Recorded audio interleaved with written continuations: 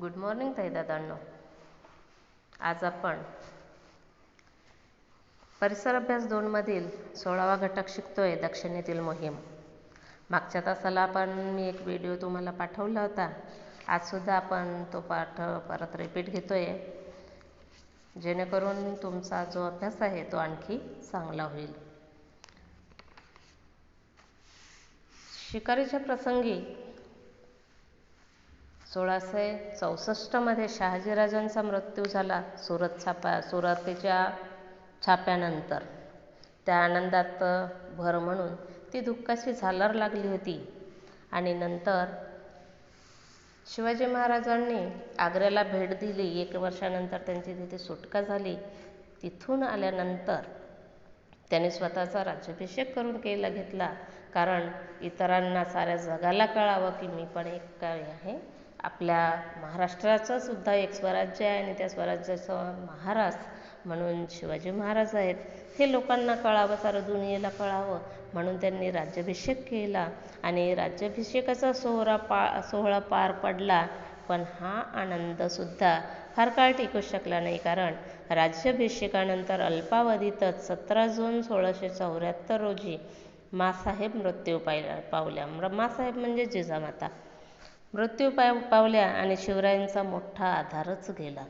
स्वराज्यातील सर्व प्रजेचा आधार शिवराय जरी होते, परंतु शिवरायांचा आधार मात्र जिजामाता होत्या, माँसाहेब होत्या. ते त्यांच्या जीवनातील खऱ्या मार्गदर्शक आणि त्यांच्या गुरु होत्या. आईच्या मृत्यूमुळे त्यांना अतिशय दुःख झाले, परंतु दुःख करत बसणे त्यांना शक्य नव्हते. त्यांना स्वराज्याचा गाडा हाकायचा होता. शिवरायांनी कर्नाटक प्रांतावर स्वारी करण्याचा निश्चय केला. त्यांना आता आदिलशाहीची मुळीच भीती नव्हती, कारण आदिलशाही मोडकळीस आली होती. परंतु उत्तरेचा मुघल बादशाह औरंगजेब हा मात्र मराठ्यांचे राज्य नष्ट करण्यासाठी टपून बसला होता. तो स्वराज्याचा घास केव्हा घेईल याचा नेम नव्हता. मुघलांचे संकट स्वराज्यावर आले तर दक्षिणेतही एखादे मजबूत ठाणे असावे, असा विचार शिवरायांच्या मनात आला. म्हणून त्यांनी दक्षिण आपल्या ताब्यात घेण्याचे ठरवले. या मोहिमेसाठी शिवरायांनी गोवळकोंड्याच्या कुतुबशहाची मदत मागितली. त्याने मोठ्या खुशीने शिवरायांना मदत देण्याचे कबूल केले. या मोहिमेच्या मागे शिवरायांचा आणखी एक हेतू होता. तर आई वडील तर गेलेले होते, पण त्यांचा एक सावत्र भाऊ होता, व्यंकोजी राजा म्हणून. हे दक्षिणेतील तंजावरची जहागिरी सांभाळून होते. शिवाय वडील गेल्यानंतर कर्नाटकातील त्यांची जहागिरी होती, ती सुद्धा त्यांच्याकडेच होती. त्यांनी त्यातील एकही कोणताही वाटा शिवरायांना दिलेला नव्हता. एवढेच नव्हे तर स्वराज्याबद्दल त्यांना फारसा आदरसुद्धा नव्हता, फारशी आपुलकीसुद्धा नव्हती व्यंकोजीराजांना. पण तरीही ते शिवरायांशी फटकून वागत असत. त्यांची भेट घेऊन स्वराज्याच्या कार्यासाठी त्यांची मदत मिळाली तर पाहावी, असं शिवरायांना वाटत होतं. आणि म्हणून त्यांनी दक्षिणेकडील मोहीम सुरू केली होती. कर्नाटकात जाण्यासाठी शिवराय निघाले. गोवळकोंड्याच्या अबुल हसन कुतुबशाह याने शिवाजी महाराजांना भेटीचे निमंत्रण दिले होते. तेव्हा प्रथम कुतुबशहाच्या राजधानीला भेट देऊन मग दक्षिण दिग्विजयासाठी पुढे जावे, अशी योजना महाराजांनी आखली. गोवळकोंडा हीच कुतुबशहाची राजधानी होती. कुतुबशहाने महाराजांच्या स्वागतासाठी मोठी तयारी केली. भेटीसाठी खास तंबूसुद्धा उभारला. शिवराय राजधानीत येऊन दाखल झाले. त्यांचे दर्शन घेण्यासाठी रस्तोरस्ती लोक दुतर्फा उभे होते. त्यांच्या पराक्रमाच्या बातम्या देशात चौकडे पसरल्या होत्या. अफजलखानाचा वध, शाहिस्तेखानाची फटफजिती, आग्र्यावरून सुटका, अशा रोमहर्षक प्रसंगांची हकीकत देशभर पसरली होती. त्यामुळे तिथे महाराजांचे प्रचंड स्वागत झाले. घराघरातून लोक महाराजांवर फुलांचा वर्षाव करत होते. लोकांचे स्वागत स्वीकारून महाराज कुतुबशहाच्या दरबारात आले. कुतुबशहा त्यांना समोरा गेला, आलिंगन दिले. त्याने महाराजांना खास तयार केलेल्या सिंहासनावर आपल्या बरोबरीने बसवले. त्याने महाराजांच्या सत्कारात सुद्धा कशाचीही कमतरता राहू दिली नाही. स्वागत सत्कार स्वीकारल्यानंतर मात्र शिवराय कर्नाटकाच्या मोहिमेवर निघाले.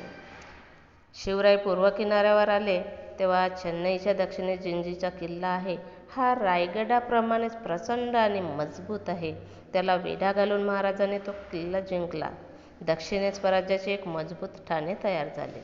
नंतर त्यांनी वेलूरच्या किल्ल्याला वेढा दिला. कित्येक महिने वेढा देऊनही किल्ला ताब्यात येईना. शेवटी त्यांनी वेलूरजवळच्या डोंगरावरून या किल्ल्यावर तोफांचा मारा केला आणि शेवटी किल्ला शिवरायांनी जिंकलाच. त्यांनी कर्नाटकात एकूण 20 लक्ष उत्पन्नाचा प्रदेश आणि कित्येक छोटे मोठे किल्लेही जिंकले. महाराजांनी आपले सावत्र भाऊ व्यंकोजीराजे यांना भेटीसाठी बोलवले. ते नाखुशीनेच आले. महाराजांनी त्यांचा योग्य सत्कार केला आणि त्यांची समजूत घालण्याचा प्रयत्न केला. स्वराज्याच्या कार्यात व्यंकोजीराजांनी सहकार्य करावे अशी त्यांची शिवाजी महाराजांची इच्छा होती आणि त्यांना गळ पण घातली तशी. काही दिवस व्यंकोजीराजे शिवाजी महाराजांबरोबर राहिले, परंतु एका रात्री महाराजांना काही न कळवता न सांगता ते तंजावरला निघून गेले आणि उलट शिवाजी महाराजांच्या फौजेवरच त्यांनी हल्ला केला. तेव्हा महाराजांच्या फौजेने त्यांचा समाचार घेतला, व्यंकोजीराजांचा पराभव केला. आपल्या भावाच्या अशा वागणुकीमुळे महाराजांना मात्र फार वाईट वाटले. त्यांनी व्यंकोजीराजांना समजुतीची परत तरीही पत्रे पाठवली. जिंजीच्या दक्षिणेकडील काही प्रदेशही त्यांना दिला. त्यांची पत्नी दीपाबाई हिलासुद्धा महाराजांनी चोळी बांगडीसाठी कर्नाटकातील थोडा प्रदेश दिला. महाराजांनी व्यंकोजीराजांना पत्रात लिहिले, परक्या शत्रूंचा भरवसा धरू नये, पुरुषार्थ गाजवावा. कर्नाटकातील विजय मिळवून महाराज रायगडावर परतले, परंतु मोहिमेची दगदग जाणवत असतानाच महाराजांना जंजिरेच्या सिद्धीविरुद्ध आरमारी मोहीम काढावी लागली, कारण तो तिकडे त्रास द्यायला लागला होता सिद्धी. यावेळी महाराजांचे वय 50 वर्षाचे होते. जिंजी कुठे माहिती आहे तुम्हाला? आरमारी मोहिमे आपल्या रायगडमध्ये. तर अशा या मोहिमेनंतर त्यांना लगेच इकडे रायगडकडे आपली फेरी वळवावी लागली आणि जिंजीविरुद्ध आरमारी मोहीम काढावी लागली. यावेळी महाराजांचे वय किती वर्षाचे होते? 50 वर्षाचे. 30-35 वर्ष त्यांनी सतत कष्ट केले होते. त्यांना कधीही विश्रांती मिळाली नव्हती. त्यांनी कधी मुहूर्त पाहिला नव्हता कोणाकडे जाऊन, किंवा मांजर आडवं गेलं, असं झालं तसं झालं, मला दुःख झालं, असं न म्हणता, कोणाचीही कशाचीही वाट न पाहता त्यांनी आपल्या आयुष्यभर सतत लढाया केल्या, सतत कष्ट केले, कधीही विश्रांती घेतली नाही. शेवटी 3 एप्रिल 1680 मध्ये सर्वांना दुःखसागरात लोटून शिवरायांनी या जगाचा कायमचा निरोप घेतला. बघा, 19 फेब्रुवारी 1630 मध्ये त्यांचा जन्म झाला आणि 3 एप्रिल 1680 मध्ये म्हणजे बरोबर 50 वर्षांनी त्यांचा मृत्यू झाला. त्यांनी आपल्या हयातीत केवढ्या घडामोडी केल्या, किती लढाया केल्या. जबरदस्त शत्रूंना नमवून महाराजांनी आपले हिंदवी स्वराज्य निर्माण केले. अखिल भारतात महाराजांच्या कार्याला खरंच तोड नव्हती आणि नाही.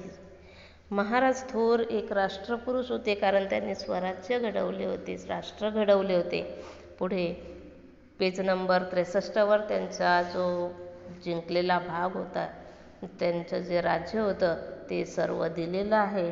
त्याचं निरीक्षण करा आणि या घटकाखालील प्रश्न उत्तरं सोडवून काढा. ओके, ठीक आहे, धन्यवाद.